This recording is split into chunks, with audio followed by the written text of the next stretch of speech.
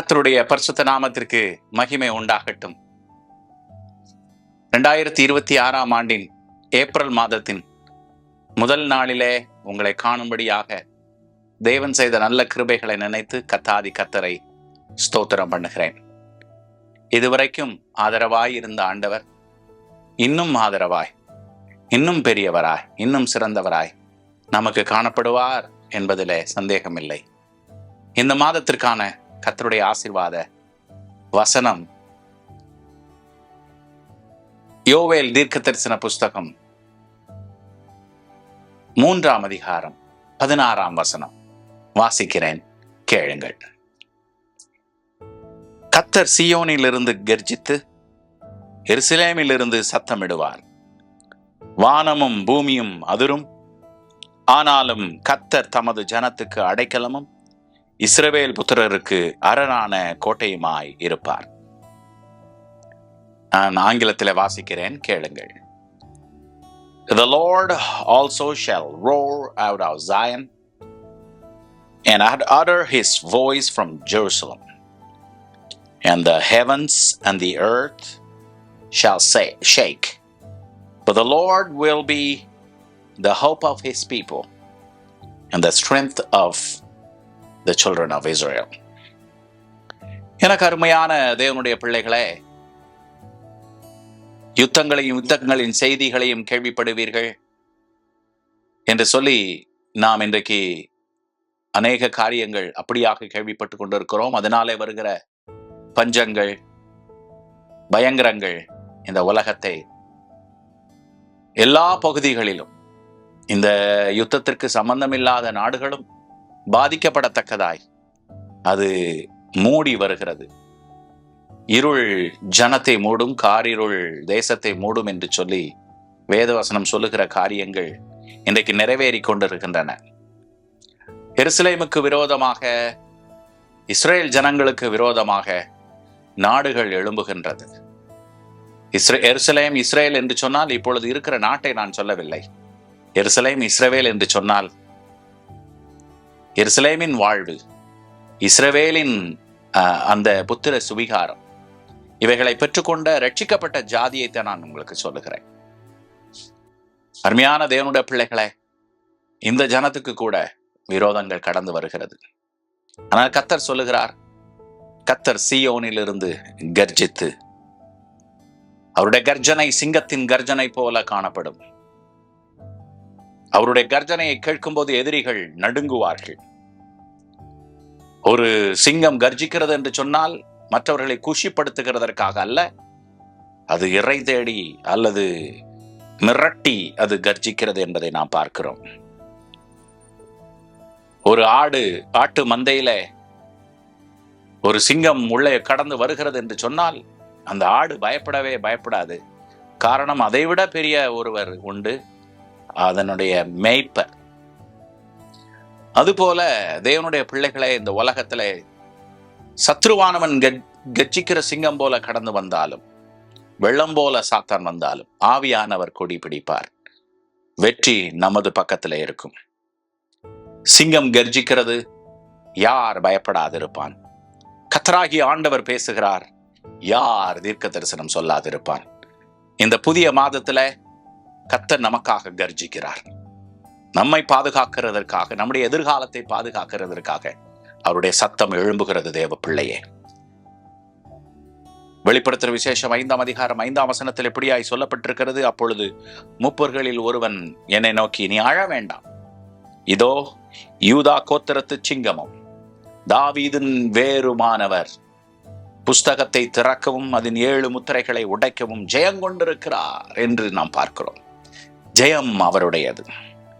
அருமையான தேவனுடைய பிள்ளைகளே, இன்றைக்கு உள்ள சூழ்நிலையை பார்த்து நான் பயந்து நடுங்கி தீழடைந்து கொண்டிருக்க மாட்டேன். காரணம், எனக்காக கர்ஜிக்கிற ஒருவர் இருக்கிறார்.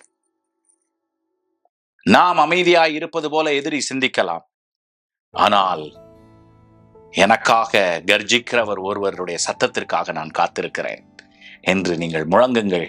கர்த்தர் பெரிய காரியங்களை செய்வார். மாத்திரமல்ல, அவர் கர்ஜிக்கிறவர் மாத்திரமல்ல, நமக்காக யுத்தம் பண்ணுகிற தேவன். கர்த்தர் உங்களுக்காக யுத்தம் பண்ணுவார், நீங்கள் சும்மா இருப்பீர்கள் என்று சொல்லி யாத்திராகமம் 14 அதிகாரம் 14 வசனத்திலே நாம் வாசிக்கிறோம். கர்த்தர் இந்த மாதத்திலே, ஏப்ரல் மாதத்திலே உனக்காக யுத்தம் பண்ணுகிறார். தேவ பிள்ளையே, ஒரு வழியாய் வருவார்கள், 7 வழியாய் ஓடி போவார்கள், சிதறி போவார்கள். நமக்காக யுத்தம் பண்ணுகிறவர் இருக்கும் வரைக்கும் அது சாத்தியமே. சகல யூதா கோத்திரத்தாரே, எருசலேமின் குடிகளே, ராஜாவாகிய யோசபாத்தே, கேளுங்கள். நீங்கள் அந்த ஏராளமான கூட்டத்திற்கு பயப்படாமலும் கலங்காமலும் இருங்கள் என்று கர்த்தர் உங்களுக்கு சொல்லுகிறார். இந்த யுத்தம் உங்களுடையது அல்ல, தேவனுடையது. 2 நாளாகமும் 20:15 நாம் வாசிக்கிறோம். கர்த்தர் பராக்கிரமசாலியை போல புறப்பட்டு யுத்த வீரனை போல வைராக்கியம் உண்டு முழங்கி கர்ஜித்து தம்முடைய சத்துருக்களை மேற்கொள்வார். உங்களுடைய எல்லா அறைகளிலும் அவர் கடந்து வந்து, எங்கெங்கெல்லாம் யுத்தங்கள் எழும்புகிறதோ, எந்தெந்த அறைகளுக்குள்ளே நீங்க கடந்து போகிறீர்களோ அங்கே கர்த்தர் பாதுகாப்பாய் கடந்து வர, யுத்தம் செய்ய கடந்து வர அவர் வல்லவராய் இருக்கிறார். மாத்திரமல்ல, உங்களுடைய குடும்ப சூழ்நிலைகளிலே அங்கே காணப்படுகிற யுத்தங்களிலே கர்த்தர் கூட இருந்து உங்கள் யுத்தங்களை வெற்றியாய் முடிக்க பண்ணுவார். மாத்திரமல்ல, ஊழிய ஸ்தலங்களிலும் காணப்படுகிற யுத்தங்களை கர்த்தரை முன்னின்று நடத்தி சபையை ஜெயிக்க பண்ணுவார். கர்த்தர் எழும்பி நிற்கிறார் என்று சொன்னால் பிசாசு உட்கார்ந்துதான் ஆகணும். அவன் கையும் காலையும் கட்டி கொண்டு வாயையும் பொத்தி கொண்டு அமைதியா இருக்க வேண்டுமே தவிர அவனால் வேற ஒன்றுமே செய்ய முடியாது. கடைசியாக கர்த்தர் நமக்கு கோட்டையும் கேடகமுமாய் இருக்கிறார். சங்கீதம் 18:2 நமக்கு தெரியும், அவர் என்னுடைய கன்மலையும் என் கோட்டையும் என் இரட்சகரும் என் தேவனும், நான் நம்பியிருக்கிற என் துருகமும் என் கேடகமும் என் இரட்சணிய கொம்பும் என் உயர்ந்த அடைக்கலமுமாய் இருக்கிறார் என்று சொல்லி அவர் செட்டைகளின் நிழலுக்குள்ளே நாம் காணப்படுகிறோம். உன்னதமானவருடைய மறைவில் இருக்கிறவன் சர்வ வல்லவருடைய நிழலில் தங்குவான் என்று சொல்லி நாம் பார்க்கிறோம். கர்த்தருடைய நாமம் பலத்த துருகம், நீதிமான் அதற்குள் ஓடி சுகமாயிருப்பான் என்று சொல்லி இக்கட்டு நாளிலே அரணான கோட்டை, தம்மை நம்புகிறவர்களை அவர் அறிந்திருக்கிறார். சில சமயங்களை நான் யோசிக்கிறது உண்டு, கோட்டையாய் இருந்து, அரணாய் இருந்து, துருகமாயிருந்து, மறைவுக்குள்ளே வைத்திருந்து பட்டினியாயிருப்போமா என்று கேட்டால் இல்லை இல்லை இல்லை. அவர் அரணாய் இருக்கிற அதே சூழ்நிலையில சில இடங்களில் எல்லாம் முத்திரிக்கப்பட்ட, முற்றுகை போடப்பட்ட பட்டணங்களிலே உள்ளேயும் சாப்பாடு போகாது, வெளியேயும் சாப்பாடு வராது. அப்போ அந்த ஜனம் பஞ்சத்தினால அழியும். ஆனால் கர்த்தர் சொல்லுகிறார், நான் உனக்கு அரணான கோட்டை, உனக்கு கேடகமுமாய் இருப்பேன் என்று சொல்லுகிறார். என்று சொன்னால் உனக்குரிய அத்தனை ப்ரொவிஷன்ஸ், அத்தனை காரியங்களையும் கர்த்தர் கட்டளையிட வல்லவராயிருக்கிறார். எதிரிகள் தாக்கலாம், முற்றுகை போடலாம், பாதுகாப்பின்மை காணப்படலாம். ஆனால் கர்த்தர் சொல்லுகிறார், நான் பொருளாதாரத்தின் உயர்ந்த தேவனாயிருக்கிறேன். என் தேவன் தம்முடைய மகிமையின் ஐஸ்வர்யத்தின்படி நம்முடைய குறைவுகள் எல்லாம் நிறைவாக்குகிற தேவனாயிருக்கிறார். ஹல்லேலூயா. பஞ்ச காலத்துல கர்த்தர் கொடுத்து உதவுகிற தேவனாயிருக்கிறார்.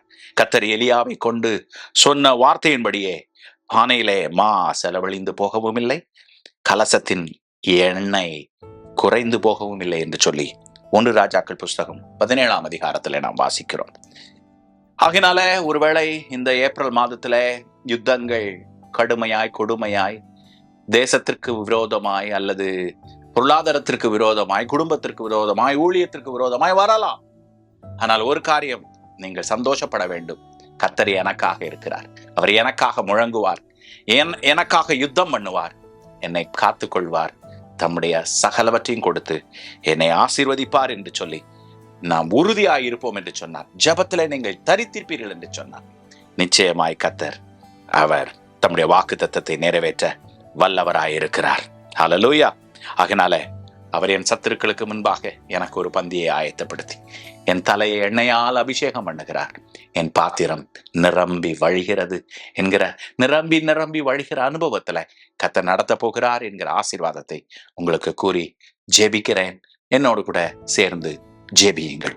நல்ல பிதாவே, அருமையான இந்த வசனத்தை கேட்கிற இந்த அருமையான தேவ பிள்ளையை கர்த்தர் ஆசீர்வதிக்க முடியாய் ஜெபிக்கிறனாதா. நீ தந்த வாக்குத்தத்தம் விலையேற பெற்றது கர்த்தாவே. அவர் சியோனுக்காக வைராக்கியம் கொள்ளுகிற தேவன், சியோனுக்காக கெர்ஜிக்கிற தேவன், சியோனிலிருந்து அவர் கெர்ஜிக்கிறவர். அவர் இஸ்ரவேலுக்காக அவர் இறங்கி வருகிற தேவன். இஸ்ரவேல் என்று சொன்னால் இப்பொழுது இருக்கிற இஸ்ரேல் தேசத்தை நாங்கள் முக்கியப்படுத்தல. யார் யார் இஸ்ரேல் என்கிற நாமத்தின் நிமித்தமாய் கூப்பிடப்படுகிறார்களோ, அவருடைய நாமத்திற்கு உள்ளாக அவருடைய வாயினாலே கூப்பிடப்படுகிறார்களோ, அவர்கள் இஸ்ரவேலர்கள் என்கிற ஒரு சந்தோஷம் எங்களுக்குள்ளே காணப்படுகிறது. இந்த வேளையில கர்த்தாவே, உம்மாலே பேர் சொல்லி அழைக்கப்படுகிற தம்முடைய தாசன், தம்முடைய தாசி நம்மிடத்துல கேட்கிற ஏதையும் கர்த்தர் கொடுத்து அவர்களை ஆசீர்வதிக்க வல்லவராய் இருக்கிறீர். அதற்காக நான் உம்மை ஸ்தோத்திரிக்கிறேன். உம்முடைய ஆசீர்வாதம் உம்முடைய பிள்ளைகள் மேல தங்கட்டும். ஏப்ரல் மாதத்தினுடைய பெரிய ஆசீர்வாதங்கள் உம்முடைய பிள்ளைகள் சுதந்திரிக்கிறதாய் காணப்பட கர்த்தர் கிருபை பாராட்டும். இயேசுவின் நாமத்தில் ஜெபிக்கிறோம் ஜீவனுள்ள நல்ல பிதாவே, ஆமென். God bless you.